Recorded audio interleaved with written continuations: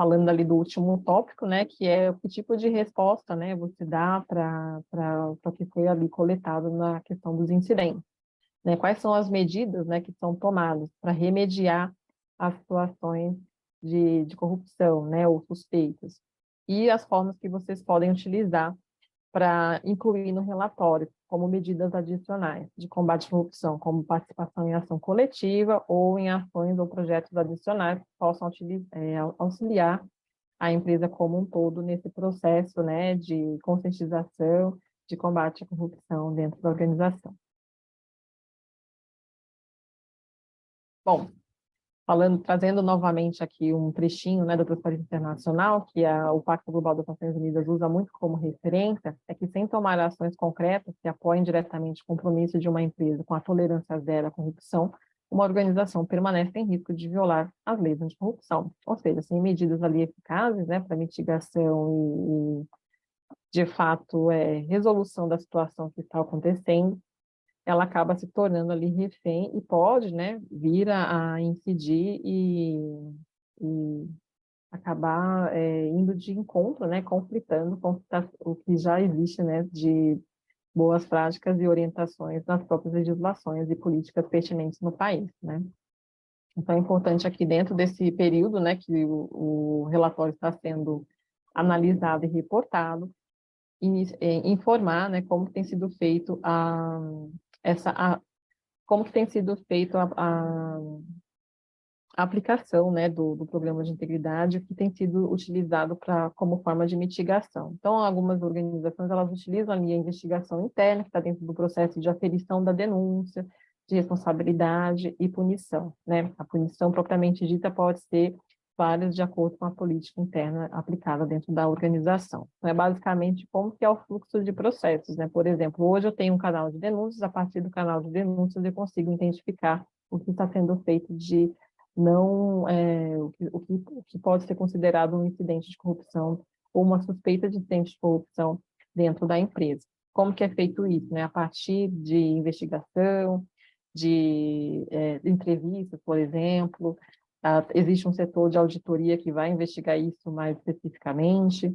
Então, como que é feita essa auditoria? Ela é independente, não é? É uma revisão externa? E se tiver informações adicionais, de repente o canal ali é ali independente, depois é feita uma coletagem, né, de informações um pouco mais ampla, classificação de incidente, e depois tem uma área específica que cuida disso. Então, cada empresa, cada organização, ela tem ali o seu processo, o seu fluxo, né, de apuração, investigação e responsabilização dos incidentes. Então, é importante ela inserir aqui como que isso é feito, se ela faz, claro, né, e como que ela pode justificar essa aplicação.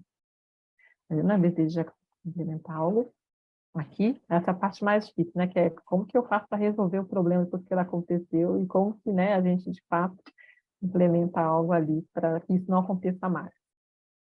Não, acho que reforçando só o que você colocou, Jaque, a importância da gente ter uma estrutura para dar uma resposta, né? E não ser pego de surpresa quando alguma coisa acontece. Então, já pensar ali no meu programa de compliance, de integridade, se algum incidente, se algum relato, uma denúncia, chega até a pessoa responsável por um programa de integridade, não necessariamente um compliance officer, mas o responsável pelo programa. Então, é importante ter um responsável pelo programa também. O que é feito a partir disso, né? Esse passo a passo, dependendo até do porte da empresa, não necessariamente eu preciso ter um comitê de crise, eu preciso acionar um conselho de administração. Qual que é esse passo a passo para poder responder a um incidente ou a uma investigação, por exemplo, como está colocando aqui, de um regulador do governo? Eu preciso já ter pensado minimamente desse passo a passo, e aqui o que a COP está perguntando é isso. O que acontece? Qual que é esse passo a passo? Isso. Por exemplo, se tem comitê de ética, tem um comitê ali do conselho que analisa, quais são as instâncias ali, tudo que vocês puderem trazer, inclusive, de algo a mais, né? Vocês podem incluir, fazendo parte aí do que está sendo solicitado de informação com relação à mitigação, né? À resolução dos incidentes suspeitos, né, ou concretizados de corrupção, especificamente falando. Já que só para deixar Tema. gravado, porque eu... Não, não, na verdade não é sobre esses temas, é sobre o tema que já passou dos incidentes, que teve algumas perguntas, eu estou Ah, legal. respondendo, e acho que tem outras perguntas aqui no chat também, sobre os... Pode passar, já que aí o pessoal já vai vendo o próximo. Sobre os incidentes, pessoal, a pergunta é sobre os incidentes propriamente ditos. Quantos incidentes foram, se ele diz respeito a esse ano, se ele não diz respeito, e a natureza. Eu não quero saber, assim, eu como pacto, o detalhe do detalhe do detalhe, mas eu quero saber, teve incidente, quantos incidentes foram e relacionado a qual tipo? Foi uma fraude? Foi uma vantagem indevida? Foi uma corrupção privada? Foi um suborno, uma tentativa de suborno, realmente um suborno que foi pago? É sobre o número de incidentes e o tipo do incidente. Não precisa entrar no detalhe, mas é sobre o incidente, porque tem algumas... Estou vendo uma pergunta sobre, posso colocar a política? Não é uma pergunta sobre política, se você tem ou não tem uma política, é uma pergunta mesmo sobre os incidentes que foram identificados, quantos e o tipo. E o tipo, para as Nações Unidas e para o Pacto Global, assim como o 10º princípio fala, é inclusive extorsão e propina. Então, propina e suborno é um tipo de corrupção. Se a gente vai lá na Convenção das Nações Unidas contra a Corrupção, tem vários temas que são cobertos, né? Corrupção ela é entendida como uma vantagem indevida, né? Quando você tem um benefício privado às custas de um benefício público, e um tema que a gente vê que aqui no Brasil, por exemplo, não existe uma legislação específica sobre, mas em vários países existe uma discussão sobre corrupção privada. Então, esse também, para aqui, é considerado um incidente, e eu quero saber se teve algum incidente em relação a esse tipo. E sobre ações coletivas, a gente vai entrar já já na próxima pergunta que a Jaque vai colocar para a gente.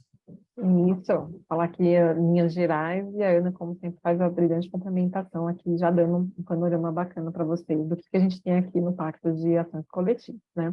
Então, qual que é o principal objetivo dessa pergunta aqui? É entender, né, se a sua organização ela está engajada em algum tipo de ação coletiva, seja por meio de uma das iniciativas das redes locais do Pacto Global, né, aqui da ONU, ou por meio de outra organização em seus ambientes de negócios, né? Pois existem outras organizações aqui no país e fora dele que trabalham também com ações coletivas anticorrupção.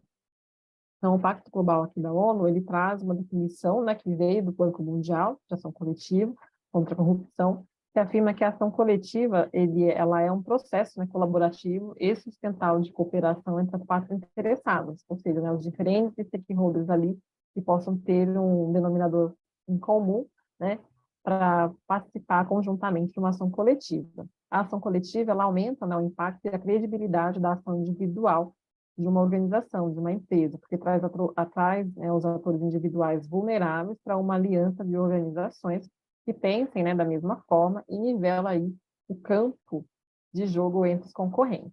Então, não existe concorrência dentro de uma ação coletiva, está todo mundo ali com o mesmo intuito, né, de fortalecer as práticas anticorrupção dentro das suas organizações, mas também compartilhar boas práticas e trazer ali algo mais efetivo como um todo para o setor, ou para a área, ou, enfim, para a sociedade em que ela está alocada.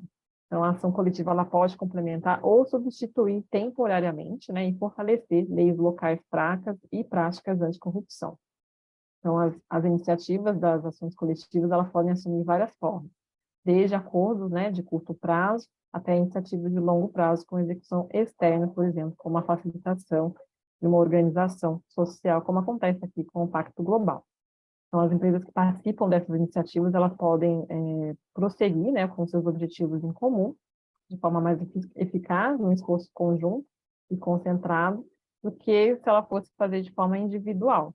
Então, aquela máxima, né, juntos somos mais fortes, se aplica aqui à ação coletiva, né, independentemente do tamanho da empresa, seja ela grande ou pequenas empresas, ela pode participar, inclusive, com relação, né, público-privada, como outros atores e diferentes partes interessadas que possam se unir, né, a essa prática da ação coletiva.